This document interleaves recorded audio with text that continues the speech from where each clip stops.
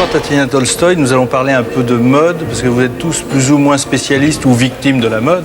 Alors, Tatiana Tolstoï, vous avez écrit un livre qui s'appelle « De l'élégance masculine », qui est un véritable livre dictat sur la mode, parce que vous dites des choses terrifiantes, mais Claude Chasles va nous en parler un peu après.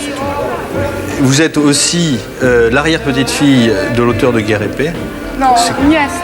Ah, nièce, pardon. Ah bon, alors on raconte n'importe quoi. Descends de Fédor, qui était un dandy d'ailleurs. Ah, voilà un dandy. Oui. Donc c'est cousine. Alors Claude Chasles, qui est un dandy aussi à sa manière, qui est aussi une victime de la mode selon certains, mais il va s'en expliquer. Et puis Alain Soral, qui a écrit ce livre qui s'appelle La création de mode, qui est un peu le b.a.-ba pour comprendre le système de la mode, comment fonctionne la mode, comment on fait le vêtement et comment on le porte. J'ai voulu refaire la gare des Michards, ce qu'ils ont fait pour la littérature, j'ai voulu le refaire pour la mode. C'est un peu ça, c'est vrai. Et aussi, vous êtes aussi le co-auteur des mouvements de mode Explique aux parents, qui était un best-seller chez Robert Laffont il y a quelques années. Et qui vient de sortir au Japon. Voilà. Il est là. Et alors, Thierry Ardisson, qui porte un costume gris en permanence, une Lacoste noire, des mocassins Weston et normalement pas de chaussettes. Aujourd'hui, mais le temps là, j'ai est lu un le peu bouquin de Tatiana Tolstoï, elle dit que... Ah ben tu as tout faux. Oui, j'ai tout faux, mais c'est comme j'ai lu qu'il son fait... costume est de très belle coupe, j'ai pu l'apercevoir tout à l'heure. Non, très bien. Voilà. Mais cela dit, vous m'avez dit que moi je parlais de mode. Non, je ne parle pas du tout de la mode. C'est uniquement le classicisme et la référence à partir... Le classicisme masculin s'est fixé dans les années 30 à peu près, dans ses formes actuelles. Et c'est ça dont je parle. Je parle de ce qui sert de référence à la mode. Est-ce que vous croyez qu'aujourd'hui encore, vous écrivez dans votre livre qu'on n'a pas le droit de porter une jaquette et de rire en même temps? Alors c'est un peu difficile. Une jaquette noire, mais parce qu'on la porte au deuil. Parce qu'il y a des jaquettes... Voilà. De même que par exemple, lorsque vous avez déjà porté une jaquette, tu n'as pas envie de rire quand tu as ça sur le dos. Mais de même, par exemple, je prône lorsqu'on porte un habit à basque, de danser la valse. Parce que les basques virevoltent en même temps que le danseur et c'est vraiment ravissant. Ah oui, alors là, vous rejoignez votre arrière-grand-oncle, ça devient de la poésie, parce que vous dites aussi qu'on n'a pas le droit de porter un loden à l'ouest du Rhin et au sud des Alpes. Oui.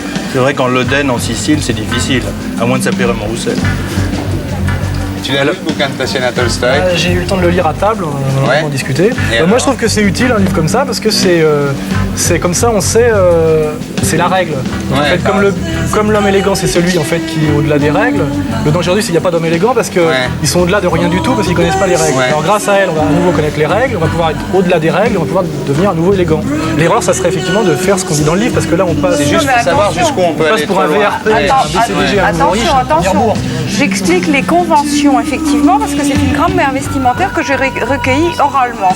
Mais cette grammaire, je l'ai mitigée en quelque sorte en donnant entre chaque chapitre exprimant les conventions, j'ai fait un portrait vestimentaire d'un homme élégant actuel et chaque portrait vestimentaire est un exemple de transgression de ces règles, bien sûr. Vous trouvez qu'il transgresse, lui, par exemple là? À mort. À mort, sûrement. Et alors? Mais il a un style, ça c'est certain. Ah bon, donc il a le droit. Du point de vue classique, il est évident qu'il n'est absolument pas classique. Bien sûr, mais il a le droit. Oui, évidemment. Et Soral avec son blouson de moto et son col en lapin synthétique, qu'est-ce que vous en pensez? Il a un style. Attends, ça c'est de la marmotte et j'ai le seul blouson en cuir de Paris qui soit doublé en vison, mais j'ai pas mis la doublure ce soir parce qu'il fait un peu chaud. Et alors lequel des deux livres il faut acheter? Je pense que les deux sont complémentaires. Il faut acheter les deux. Ah bon. Enfin bon, achetez déjà le mien. Après, vous verrez. Mais il coûte plus cher le sien. Il vaut combien le sien? Le mien il vaut très cher parce que c'est un livre un peu pour les professionnels. Et en plus il est en 2 langues, il est traduit en anglais. Et il fonctionne. Sur l'intérêt de ce bouquin, c'est qu'il est déjà prévendu aux écoles de mode du monde entier et qu'il est déjà en Corée, etc. Et moi, j'ai pas besoin vraiment de rafler les vitrines de librairie parce que j'essaie pas de le vendre à Paris. Je vends ma maîtrise de la mode et la maîtrise française de la mode, parce qu'on croit encore que les Français maîtrisent la mode, à l'étranger, notamment aussi bien au Portugal. Entre le livre du frère d'Agnès Soral et de la nièce de Tolstoï, tu crois qu'il... Arrêtez de la charrier sur Tolstoï. Moi j'ai lu un bouquin sur l'anarchisme où on m'explique que les 4 pères fondateurs de l'anarchisme moderne, c'est Stirner, Bakounine, Proudhon et Tolstoï. Tolstoï est mort dans une gare habillé en paysan. Tolstoï qui a été un dandy juste avant de guérir. Oui, c'est un révoltant conformiste, ami des paysans, et je vois pas pourquoi on l'emmerde avec ça, parce que d'abord c'est pas parce qu'on est l'arrière-petite cousine de Tolstoï qu'on écrit bien. Parce que moi, mon arrière-grand-père était premier ciseau chez le plus grand tailleur de Genève, et c'est pas pour ça que je sais faire un costume. Hein, je veux dire, c'est moins prestigieux, évidemment. Donc toi, tu dis qu'il faut acheter ton livre, et vous dites qu'il faut acheter le vôtre? Oh non, mais je serais élégante. Achetez le sien. Non, moi je crois qu'il est bien s'il faut acheter le livre de madame parce que c'est quand même les bases. Je crois que les bases sont importantes, on ne peut pas construire sur des mauvaises fondations. Je crois que c'est important d'avoir des bonnes. Les gens s'habillent trop mal, les gens n'ont aucune base. Non, mais je pense qu'il faut avoir quelques bases de départ pour pouvoir après délirer. S'il n'y a pas les bonnes bases au départ, ça part dans tous les sens. Si tu fais lire ce livre-là au portier des bains douches, plus personne rentre aussi. Le livre de madame. Bah oui, ça dépend. Plus personne n'est élégant, plus personne rentre. Non, mais ça dépend. Non, parce que Claude n'a pas été refusé, il a un badge Mao, donc il est obligé de le jeter. Il y a une chéchia, ça ne se fait Non, mais il y a plus. aussi une chose qu'on oublie souvent, c'est que l'élégance, c'est en soi. Il y a des gens qui sont en tricot de corps, je sais que vous êtes un peu contre les tricots de corps, il y a des gens qui sont beaucoup d'élégance en tricot de corps, il y a des gens en smoking, ça a l'air des ploucs, je suis désolé, et en habit, resteront ploucs toute leur vie. Ah, mais de toute façon, le smoking, je veux dire, pour moi, c'est comme le sac de pommes de terre. C'est tellement strict et il y a tellement peu de variantes possibles que je dois dire que soit on est élégant et auquel cas c'est parfait, soit on ne l'est pas et on est irrécupérable. Le smoking, c'est la chose qui ment le Votre livre, il moins. faut l'acheter seulement si on est élégant, parce que si on n'est pas élégant, ça sert à rien. Si, on peut apprendre.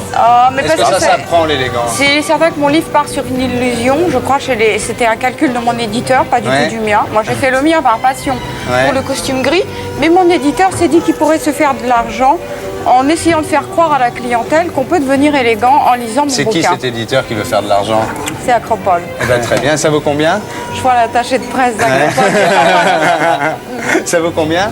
95 francs. Ça vous laisse 10 francs quoi, par livre, c'est pas mal. À la portée de toutes les bourses. Et toi, c'est chez qui ton livre? Bah moi, c'est un petit éditeur qui s'appelle SIS qui fait que des bouquins professionnels. Alors ça, c'est ton livre Japon, ça? Ouais, je suis quand même traduit en japonais.